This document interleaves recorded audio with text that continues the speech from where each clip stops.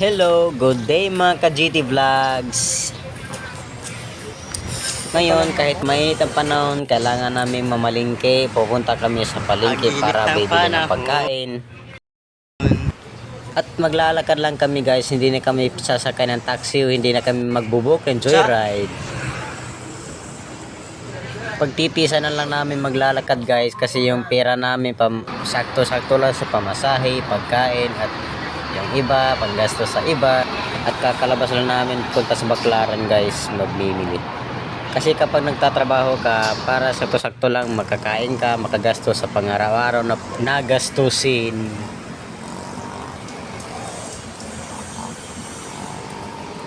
Westside City.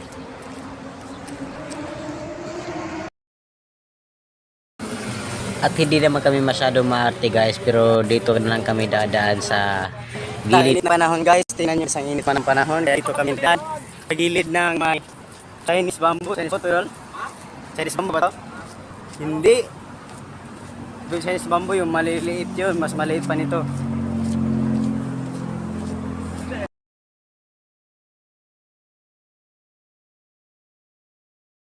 Tingnan nyo naman guys. Ang init talaga ng panahon ngayon.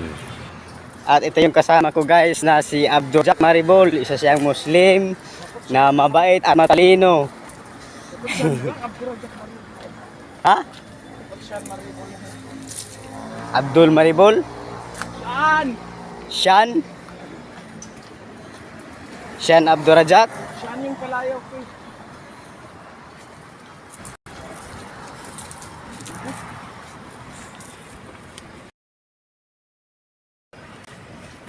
At dahil sa na panahon guys, isimin na Palamig sa mall. magpalamig muna kami doon sa Ayala Malls.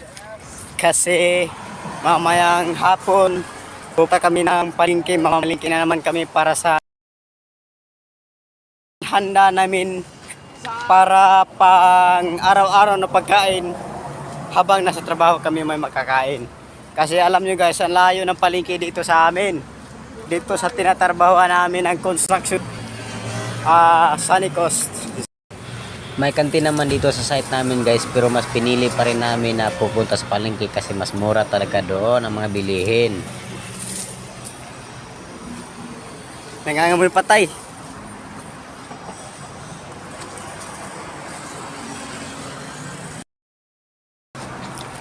Alam nyo ba kung gaano kalayo yung palengke dito kung saan kami nagtatrabaho?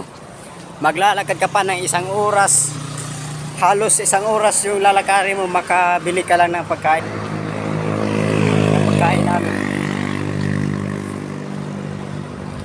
At ayun guys, tatawid na nga kami sa kalsada, magtatakbuhan kasi baka may paparating na sasakyan.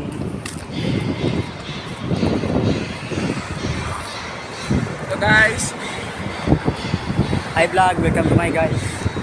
welcome to my vlog. Welcome to my vlog.